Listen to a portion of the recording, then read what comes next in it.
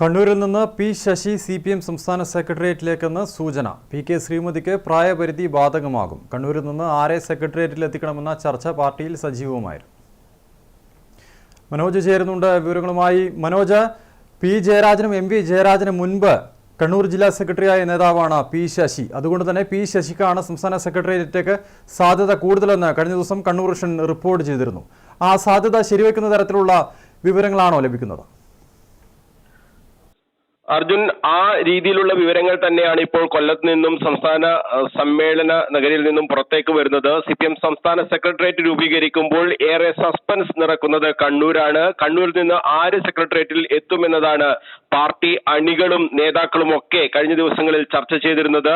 മുഖ്യമന്ത്രിയുടെ പൊളിറ്റിക്കൽ സെക്രട്ടറിയും മുൻ കണ്ണൂർ ജില്ലാ സെക്രട്ടറിയുമായ പി ശശി സെക്രട്ടേറിയറ്റിൽ എത്തുമെന്നാണ് നമുക്കിപ്പോൾ ഏറ്റവും വിശ്വസനീയമായ കേന്ദ്രങ്ങളിൽ നിന്നും ലഭിക്കുന്ന വിവരം. 75 വയസ്സ് പിന്നിട്ട പി.കെ. ശ്രീമതി സംസ്ഥാന സെക്രട്ടേറിയറ്റിൽ നിന്നും ഒഴിയും.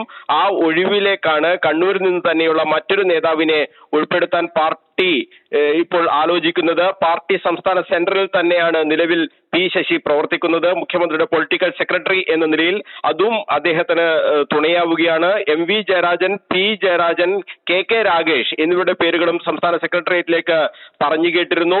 സെക്രട്ടേറിയറ്റ് രൂപീകരണം നാളെ തന്നെ ഉണ്ടാകുമോ എന്ന കാര്യത്തിൽ ഒരു അന്തിമ തീരുമാനമായിട്ടില്ല. പാർട്ടി കോൺഗ്രസിന് ശേഷം സെക്രട്ടേറിയറ്റ് രൂപീകരിച്ചാൽ മതിയോ എന്ന ചർച്ചയും ഇപ്പോൾ പാർട്ടിയിൽ നടക്കുന്നുണ്ട്. അത്തരം കാര്യങ്ങളിലൊക്കെ ഇന്ന് രാത്രിയോടുകൂടി സംസ്ഥാന സെക്രട്ടേറിയറ്റും അതോടൊപ്പം തന്നെ അവൈലബിൾ PBയും ഒക്കെ ചേർന്ന് ഒരു തീരുമാനത്തിലെത്തും എന്നാണ് ഇപ്പോൾ പാർട്ടി നേതാക്കൾ നൽകുന്ന സൂചന. അതായത് ഇന്ന് രാത്രിയോടുകൂടി സെക്രട്ടേറിയറ്റ് നാളെ രൂപീകരിക്കണോ അല്ല പാർട്ടി കോൺഗ്രസിന് ശേഷം മതിയോ എന്ന കാര്യത്തിൽ ഒരു തീരുമാനമുണ്ടാകും. എന്തായാലും നാളെ സെക്രട്ടേറിയറ്റ് രൂപീകരിക്കാനുള്ള സാധ്യത നേതാക്കൾ തള്ളിക്കളയുന്നില്ല. നാളെ ആയാലും പിന്നീടായാലും പി ശശിക്ക് തന്നെയാണ് സാധ്യത കൂടുതൽ എന്നാണ് പ്രധാന നേതാക്കൾ നൽകിയ സൂചന. സംസ്ഥാന സെക്രട്ടറിയായി MV ഗോവിന്ദൻ തുടരുമെന്ന കാര്യത്തിലും സംശയമില്ല. പി.കെ. ശ്രീമതിക്ക് പ്രായപരിധിയിൽ ഇളവ് നൽകണമോ എന്ന കാര്യത്തിൽ ഒരു ചർച്ച പാർട്ടിയിൽ നടന്നിരുന്നു. എന്നാൽ ഇളവ് നൽകേണ്ടതില്ല എന്ന ഒരു തീരുമാനത്തിലേക്ക് ഇപ്പോൾ പാർട്ടി എത്തിയിട്ടുണ്ട് എന്നാണ് ലഭിക്കുന്ന വിവരം. മഹിളാ അസോസിയേഷന്റെ അഖിലേന്ത്യാ പ്രസിഡന്റ് കൂടിയാണ് പി.കെ. ശ്രീമതി ടീച്ചർ. ആ സാഹചര്യത്തിൽ ഒരു ഇളവ് നൽകണമോ എന്നായിരുന്നു നേരത്തെ ഉണ്ടായിരുന്ന ചർച്ച. പക്ഷേ മുഖ്യമന്ത്രി എന്ന നിലയിൽ പിണറായി വിജയൻ ഒഴികെ മറ്റാർക്കും ഈ പ്രായപരിധിയിൽ ഇളവ് നൽകേണ്ടതില്ല എന്ന് പാർട്ടി ഇപ്പോൾ തീരുമാനിച്ചിട്ടുണ്ട് എന്നാണ് വിശ്വസനീയമായ കേന്ദ്രങ്ങളിൽ നിന്നും ലഭിക്കുന്ന സൂചന. സംസ്ഥാന കമ്മിറ്റിയുടെ രൂപീകരണം വളരെ പ്രധാനപ്പെട്ടതാണ്. കണ്ണൂരിൽ നിന്ന് N സുകന്യയും DYFI സംസ്ഥാന സെക്രട്ടറി VK സനോജും ഈ സംസ്ഥാന കമ്മിറ്റിയിൽ എത്തും. അതോടൊപ്പം തന്നെ N ചന്ദ്രനും സംസ്ഥാന കമ്മിറ്റിയിൽ ഇടം ലഭിക്കും. നിലവിൽ കൺട്രോൾ കമ്മീഷൻ ചെയർമാൻ എന്ന നിലയിലാണ് N ചന്ദ്രൻ സംസ്ഥാന കമ്മിറ്റി അംഗമായി പ്രവർത്തിക്കുന്നത്. അദ്ദേഹത്തെ സംസ്ഥാന കമ്മിറ്റി അംഗമായി തന്നെ ഈ സമ്മേളനം തെരഞ്ഞെടുക്കാനുള്ള ഒരു സാധ്യതയും നമുക്ക് തള്ളിക്കളയാൻ കഴിയില്ല. എന്തായാലും നേരത്തെ അർജുൻ സൂചിപ്പിച്ചതുപോലെ ഈ CPMന്റെ കണ്ണൂരിൽ നിന്നുള്ള നേതാക്കളിൽ ആര് സംസ്ഥാന സെക്രട്ടേറിയറ്റിൽ എത്തുമെന്നത് ഏറെ ചർച്ച ചെയ്യപ്പെട്ട ഒരു വിഷയമാണ്.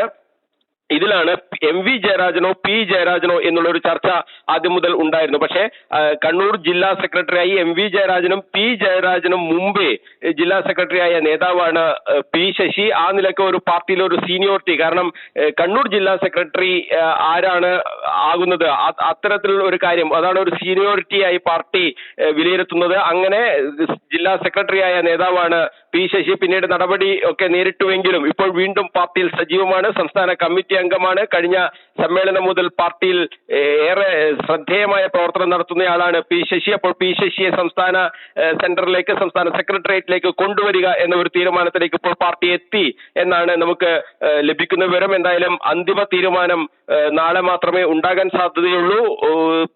പി ശശിക്ക് തന്നെയാണ് സാധ്യത കൂടുതൽ എന്ന് തന്നെയാണ് ഈ ഘട്ടത്തിൽ നമ്മൾ മനസ്സിലാക്കുന്നത്. അർജുൻ.